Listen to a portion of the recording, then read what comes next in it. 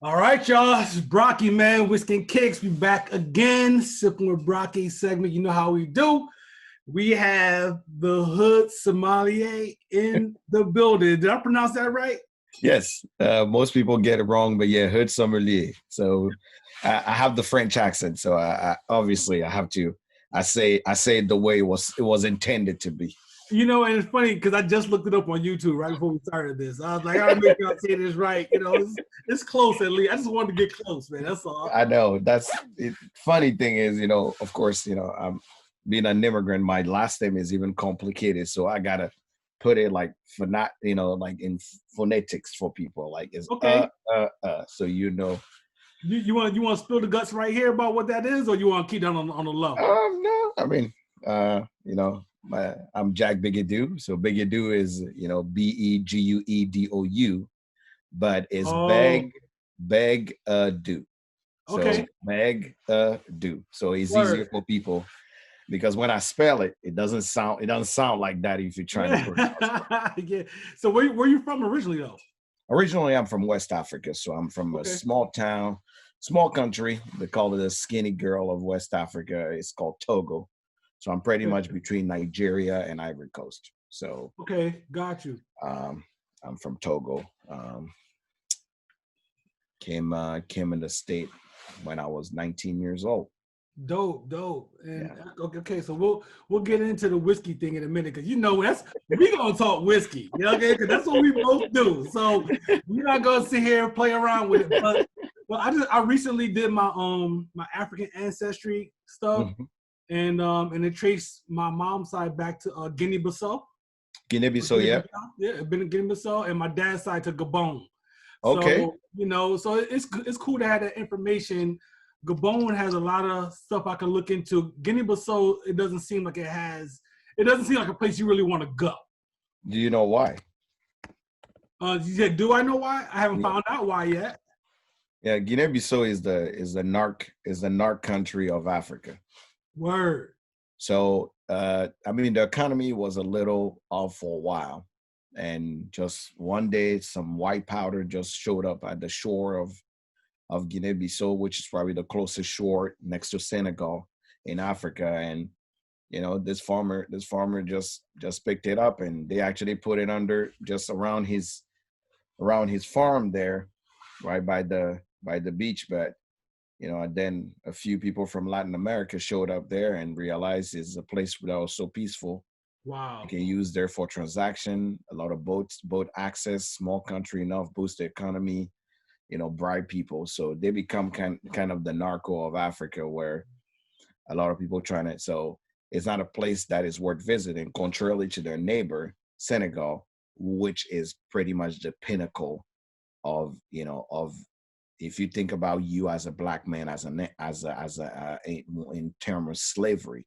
Yeah. Senegal is where you find the history of most slave Right. in Africa, because on the island of Gore, that's where if you look where the way the shores of Gore are built, and you go to Savannah, Georgia, Mm. where in downtown Savannah, the same way they built it, where the slave were stored, is the same way that it was built there too. Word. It's Yeah, crazy. I'm about to look into that, man. We yeah. yeah. Okay, so we could do a whole show about that. I'm really intrigued, and I'm interested in finding out more information, man. And and then in true Brocky style, I'm gonna get it tatted all over my body somehow. So Yeah, yeah, yeah. to hold that, You got to do it right. yeah, yeah. And I want to go over and visit for a couple of weeks and all that kind of good stuff. But how'd you get to the States? I came here at 19 years old. I'm one of those people. I say a lot. I speak a lot about it because beside whiskey, I actually have a podcast, Mm-hmm. and my podcast is called "A Day in the Life of an Immigrant." And me Oh, and my okay. co-host talk about the reality of immigrants and how people get here and things they go through on a daily basis. Mm-hmm. So for me, it was I make the jokes that I always blame Cisco for getting me here, because I saw Tong Song and I'm like, that's it. That's it. That's it. The man was what I'm 5'4". I'm 5'4", almost 5'5". Like, you know what? That's it. That's where I it. need right there. I want to be that guy in the platinum hair, wearing me some platinum, some, some platinum shorts, and them cut off platinum jacket, and jump from butts to butts and sing the stomp song. I was it. He got me there. You know. So when you look at it, you come into America as from a third world country or a developing country. One of the things that you got to think about is, economics, and you have to think about weather, economy, and most things that are obviously will affect your bottom line. You don't have a lot of money, you come in to go to school. So if you look at America, the way we are studying America as far as geography, it's like, you have the cold belt, which everywhere is very cold. So you leave Africa, 84 degrees, you may come here is 20 degrees. You don't want that. Yeah. You have the sun belt, where it's like everything on the south. Those are the same temperature, but the cost of living is too high. Yeah. And you have the Midwest, where you were told then that the cost of living is low, they have no accent, and it's easier for you to study and grow. So that's why most people, you realize, if you're in Nebraska, Iowa, Minnesota, South Dakota, Kansas, they have the most majority of international students. Oh, wow. I didn't know that. Because their universities are very easy to access. And most people come here because the cost of living is low. And that's why I ended up in Nebraska, because my buddy from high school was here and his sister was also here. Mm-hmm. So, 17 and a half years later, I'm still here. Oh, you're in Nebraska right now? Yeah, I'm in Nebraska. Oh, word. Okay, yeah. You a Cornhusker fan, man? Football? You know what? That's a funny thing. Y'all call it football. I don't know what football is, because football, you're turning into soccer. Yeah, yeah, it's a different thing. I mean, I'm from New York, man. I'm from Rochester, New York, and when I was a child, man, I just gravitated towards Nebraska Cornhuskers football, and I've been a fan ever since. You need to come visit eventually. Is a big deal. When Cornhusker Days here is a big deal. I heard go Big Red Nebraska, all day, every day. I heard on Saturday when Nebraska is playing, don't get caught on the street. Don't get caught. Don't get caught in traffic. Oh, word. Yeah, you can't make it. That's and crazy. If we win, definitely don't. Definitely you don't want to get caught in traffic. Word. Yeah, we are on it. So that's crazy, man. I'm pleased to get some of your history like that. That's pretty, because typically you would think immigrants coming to the States, you're gonna go to New York or you're gonna go to Florida, right? So you have to understand, when you think immigrant, you putting us in a big old bucket right now, right? Of course. Right. So a Haitian is considered an immigrant. Yes. Right? Okay. Their perception of America all has to do with, I'm gonna come here and maybe go to school or work. But the closest place to go, immigrants, I'd like to say, in most French culture countries, is you go where family or friends are. Mm-hmm. That's where you go, family or friends. Yeah.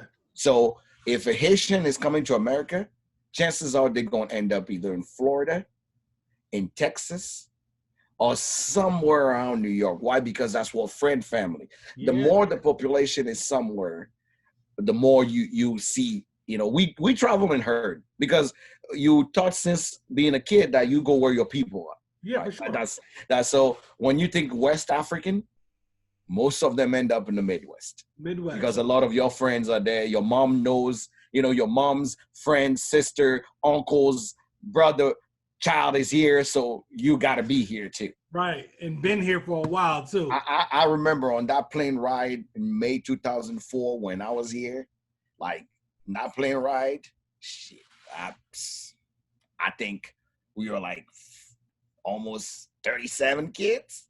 Whoa. Landing here, not knowing exactly what the hell we're doing. Like, we walking in orientation first day on college campus. You turn around like, you here too? Okay. Words. Like you. Oh, okay. So we all here now. That's so dope. Everybody, we travel in herd. So it really depends on where you think. But most people think about, work. Everybody think about cities that, you have to understand, America as a country have literally promote itself better outside than inside. Oh yeah, I know that for sure. right? So everybody that is outside, let's say you know, from the movies, from the actors, from things that you want to do. Let's say somebody's driving a cab back home and you want to come to America. Where do you think you want to come? Where you see all the cabs in the movies? That's right, you're going New to York. Yeah. So you're like, I'm gonna be in New York. I'm coming to New York because that's what I learned from the culture. In my whole life, I thought I would end up in somewhere in Miami, wearing my platinum hair and and short. And my dad said, no, my bro, you're not gonna do that. Somewhere along the line, you discovered whiskey, man. What was that? What was that experience like?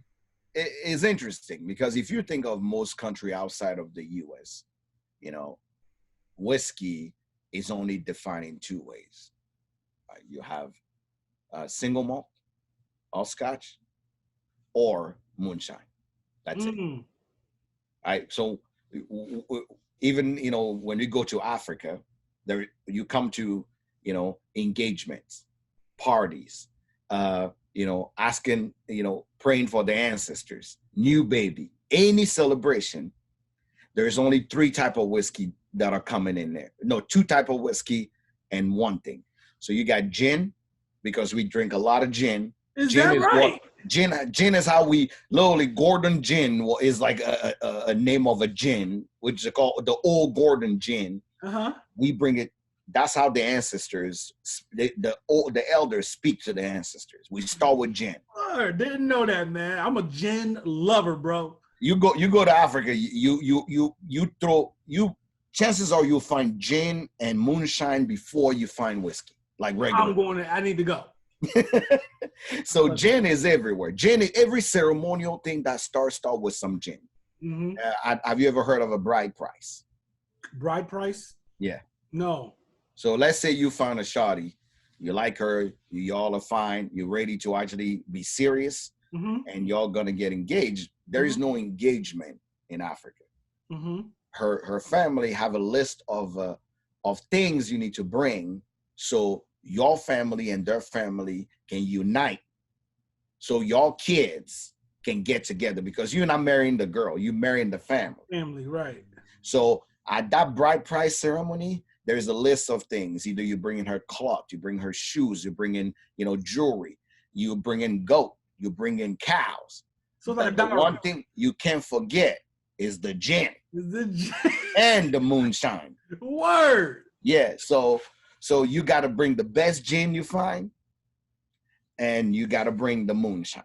Okay. So it's like a dowry, right? Correct. It's a dowry. So the dowry, but most people call it now the bride price, because that's even better. That's exactly what it is. I mean, I've known people giving refrigerators, stoves. I was like, I'm Muslim. You know what I mean? So, okay. Oh yeah. So you understand? I understand it.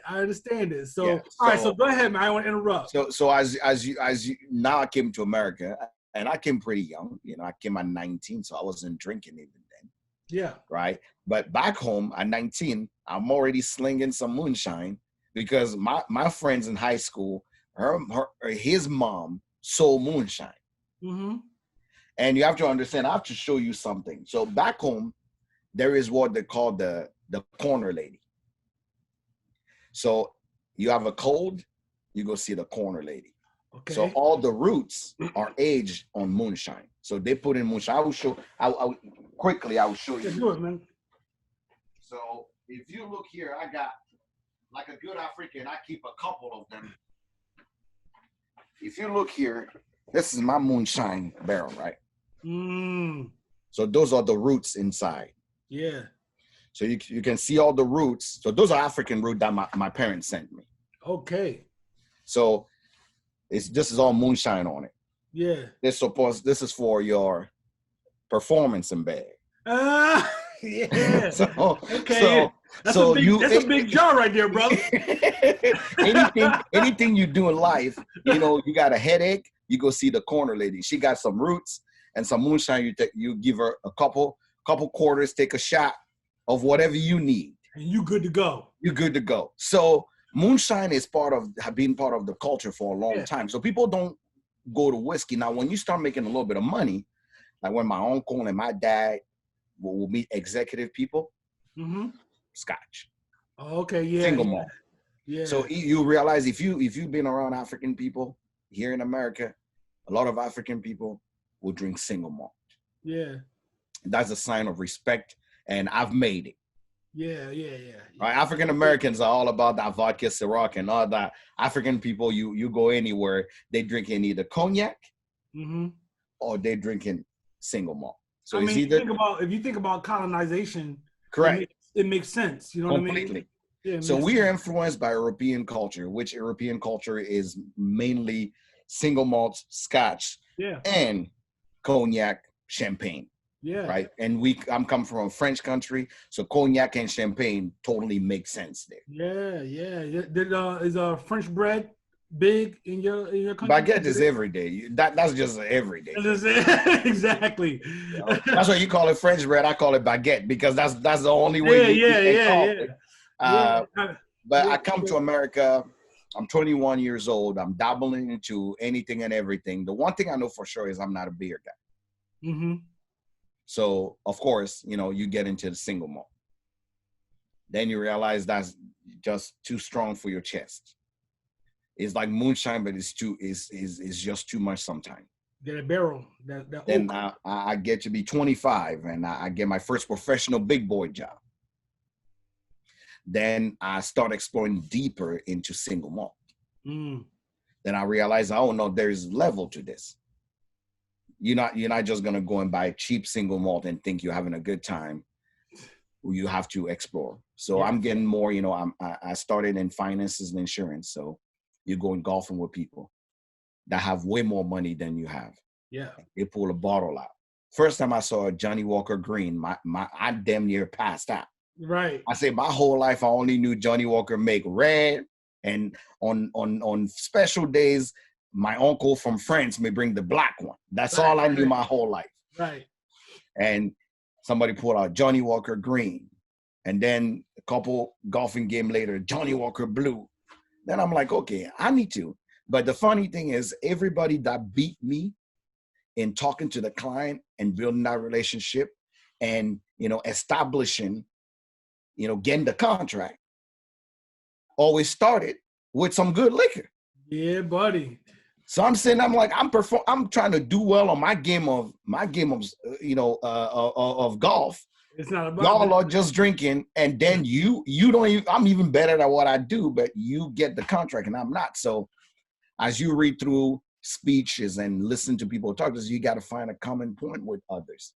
Yeah. And every professional that I met always like himself a good single malt or a good bourbon. I say I'm gonna make single malt my thing. Started getting more deeper into it. Started collecting single malt. Fast forward 5 years later.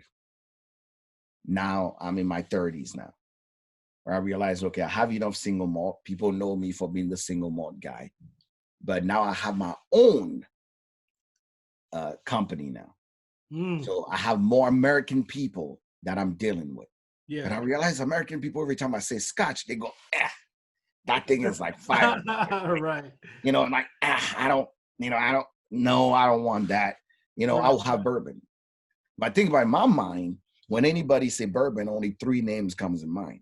Jack Daniel, Wild Turkey. And not the good one. Not like the good. Right. I know what you're saying.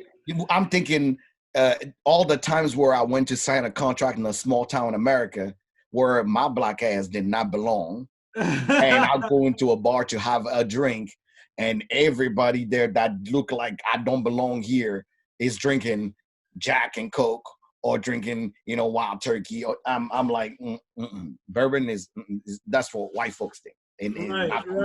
Right.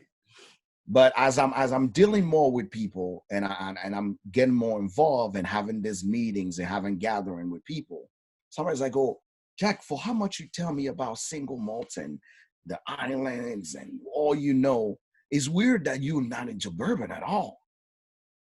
He's like, you know what? Come to my house. I have something to show you. So I go to this person's place and I shit you not. It's like 20-foot wall. Right? Stacked. Just stacked. Yeah. Yes. First bourbon I get poured is Woodford Double Oak. Yeah. Okay. Right? He goes, try this. Right? Then I try it. I'm like, okay. I do not hate this. This is Mm-hmm. not bad. He's like, oh, have you ever heard of an old fashioned? I'm like, no, I hear people order it all the time. He goes, okay, I'll make you one. Boom, boom, boom. Right. He makes me one. I go, oh, I likes this. Yeah. This Yes. I see myself doing. Yeah. This we gonna do this. And then he goes, have you ever, do you know the term barrel proof? I say, no. He's like, oh, high proof. I say, like cast strength? And he's like, no, like in America, in bourbon is barrel proof. I'm like, okay. So the first thing he poured for me, barrel proof, if I remember well, was like I'm pretty sure it was either a Willet or an E.H. Taylor. Dude, I swear to God, I'm sitting here thinking, I bet it was E.H. Taylor. And when I put my lips on that thing, I heard all the ancestors from Africa, all the angels just drop straight down, singing the. Yes, I'm like, this is my happy moment, right? Yes, sir. Yes, sir. And then I'm like, you know what?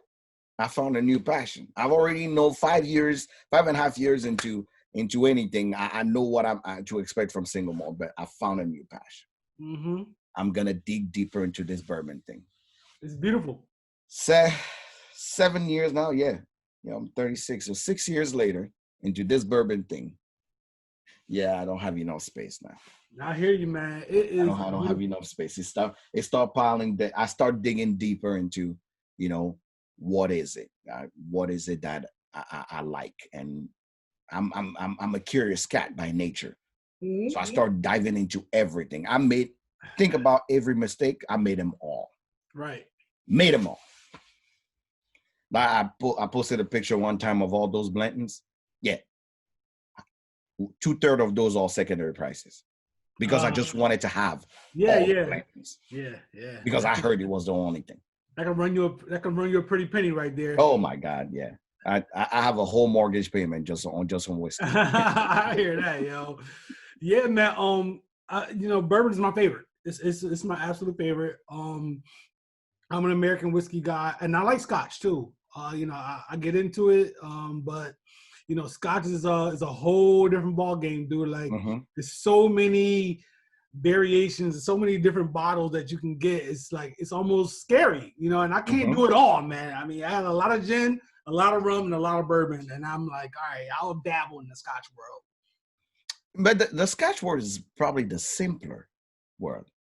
Because if you break Scotch down by the 6 islands in Scotland, you will find your palate very easily and know exactly what you like. Because the truth is, it's just like bourbon, it's just finding what you like, right?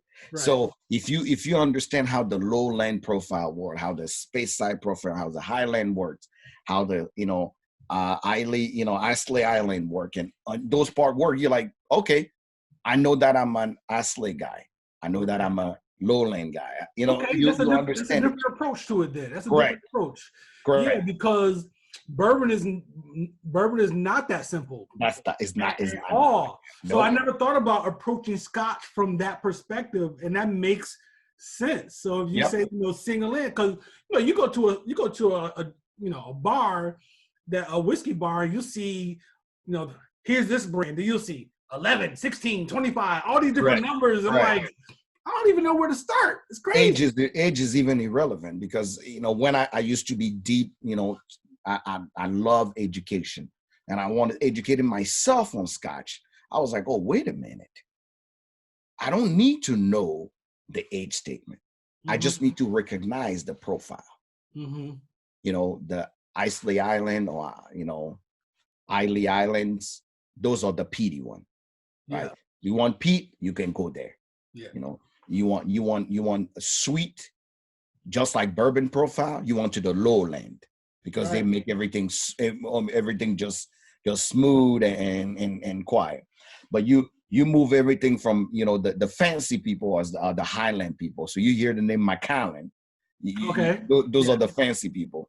Space side, I like to call it, is for the people. Most people are space side. Glenn Levitt, Glenn. Those are the one that you're looking at. How about this? Yeah, Abelor. Where are they coming from? Abelor, I believe, you should say on it. Abelor, I believe, is a space side.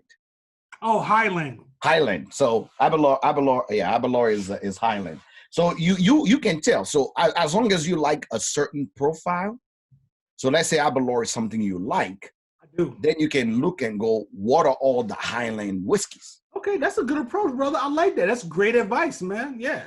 No So one ever explained it, like that, broke it down like that to me. The king of the Highlands is Macallan. Mm-hmm. Right. So you realize that most Highland whiskey are all very sherry oriented.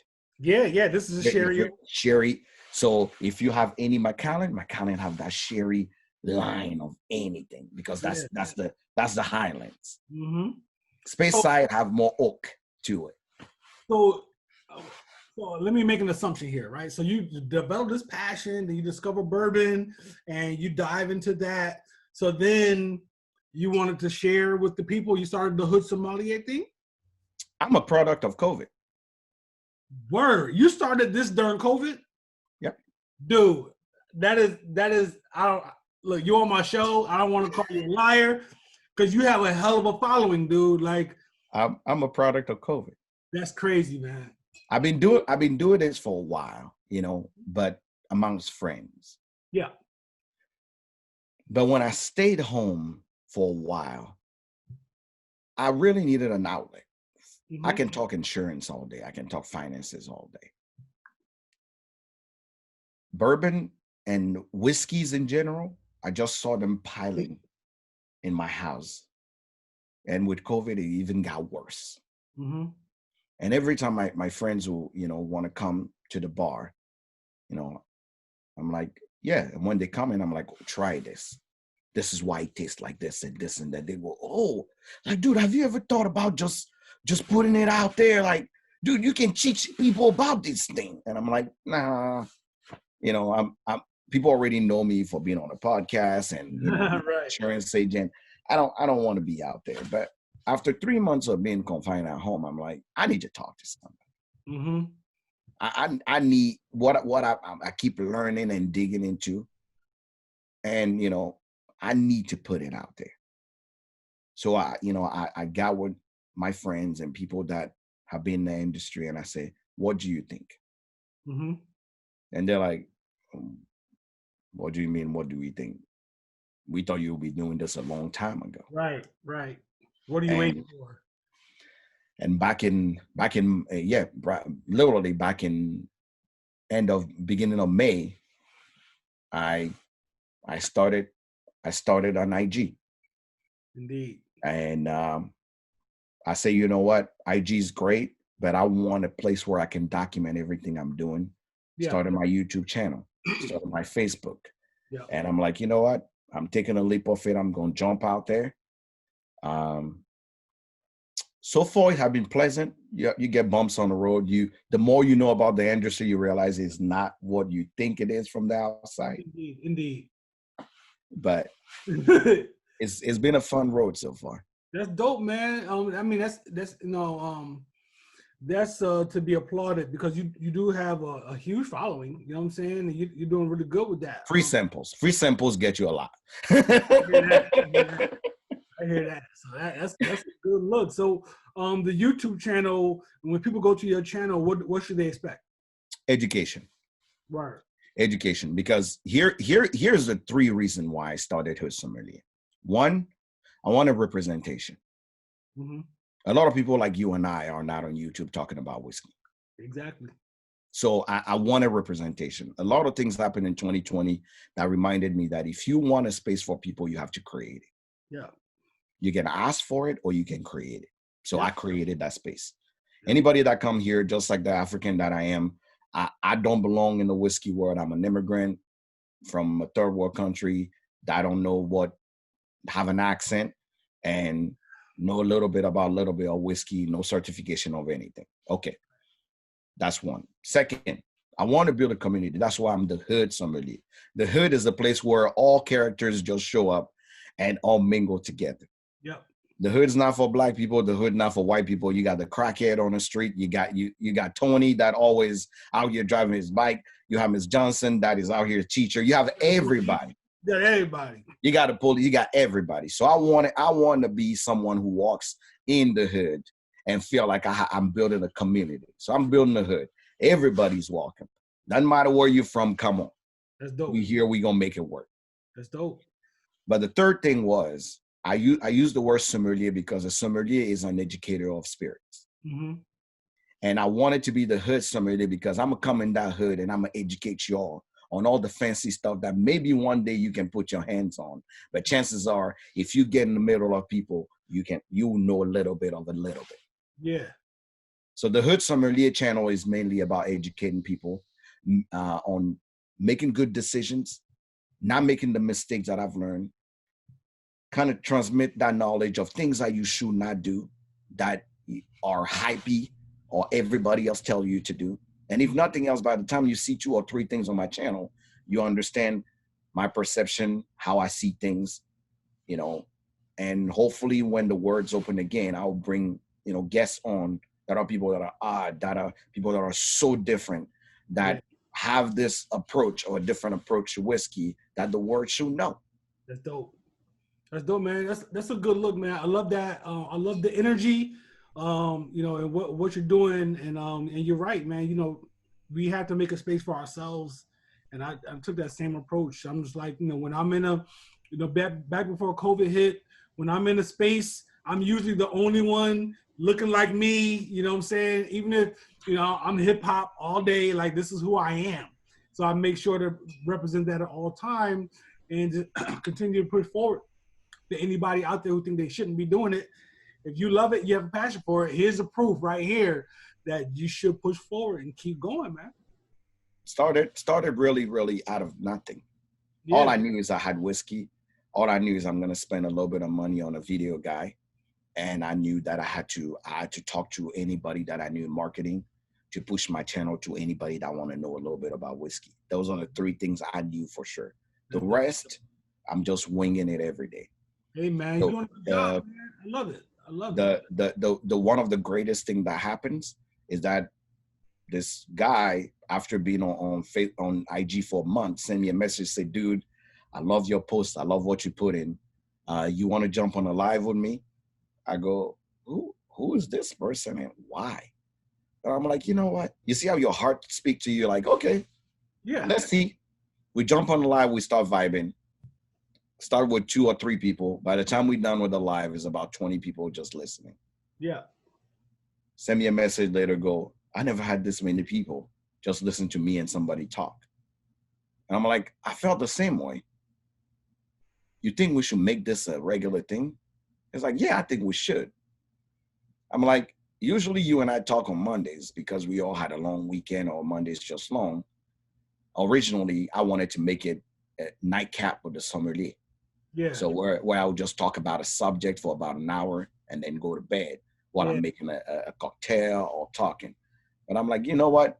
Let's prove to the world that there is still good out there, where a white guy with tattoos all over and a beard and a black guy with an accent can sit and chit chat for an hour and talk about everything and anything that concern the whiskey world and real life. Yeah. And I told him, I said, how about we call it Monday Sucks? And 12 weeks later, every Monday, we on IG. And you'll be surprised the amount of people that every Monday send me a message and go, hey, I can't wait for the show tonight. That's dope, man. And that's what you got to do. You know, one of the biggest, best pieces of advice that I got doing this is stay consistent. So pick a time, pick a segment, and make sure you do that every single week at that time so people know this is what's going to happen. And do that for a while, and you'll build your following, and he's right. You know what I'm saying? So I've been at this for 3 years. You know what I mean? It started off as being one thing, but it's evolved. COVID made me have to start doing this. Adapt. Yeah, I had to adapt. You know what I mean? And this is gonna stay. This is gonna stick around. This is not going anywhere. Mm-hmm. So, before my stuff was all in person, all live, in person type stuff, and whatnot. But I had to adapt, and I'm seeing the benefits of just staying consistent, man. Like you're doing. So that's dope, man. I applaud you, brother. Do you know the amount of people I know that I never met? Yeah. It's something else. Crazy. Dude, 3 weeks ago, I was in Kentucky. Standing in the middle of the Justin house. And there's these two guys that are looking at me. They kept looking at me. And I'm like, okay, all the things I heard about Kentucky is about to go down now. I'm Right. turning my head. And one of the guys stand up, he go, hey, you're that guy from Instagram, right?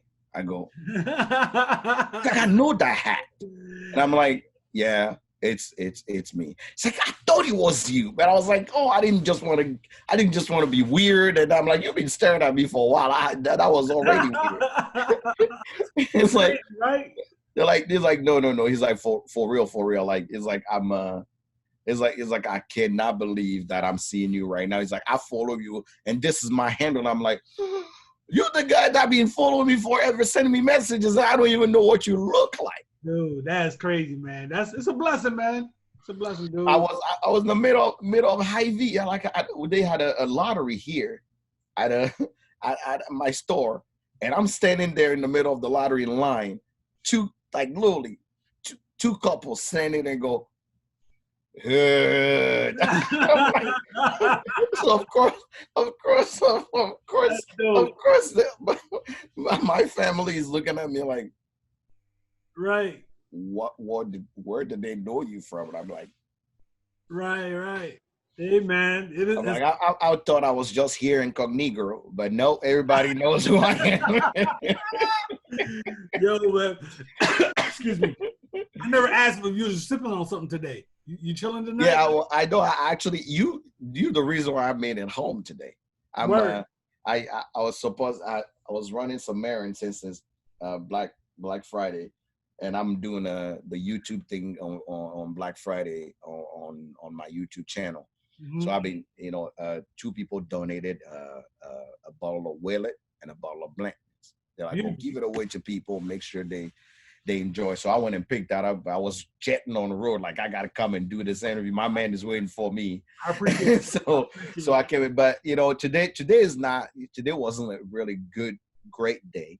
I got some news this morning that one of my buddies that is in Texas passed away from COVID. I'm sorry to hear that, man. So I was like, you know what? It reminded me that when you look into my cave, my whiskey cave, mm-hmm. I'm out here holding on to bottles like I'm gonna wait for that special day when I'm gonna open this bottle. But it reminded me that, you know what? Open it and drink it, because tomorrow is not promised. You're right about that, man. Open that up. I tell people all the time, open that up and drink it. Do not wait, man. I'm sorry about your loss, man. Condolences to you and family. Appreciate it. I just, so I've been holding on to a very rare Middleton.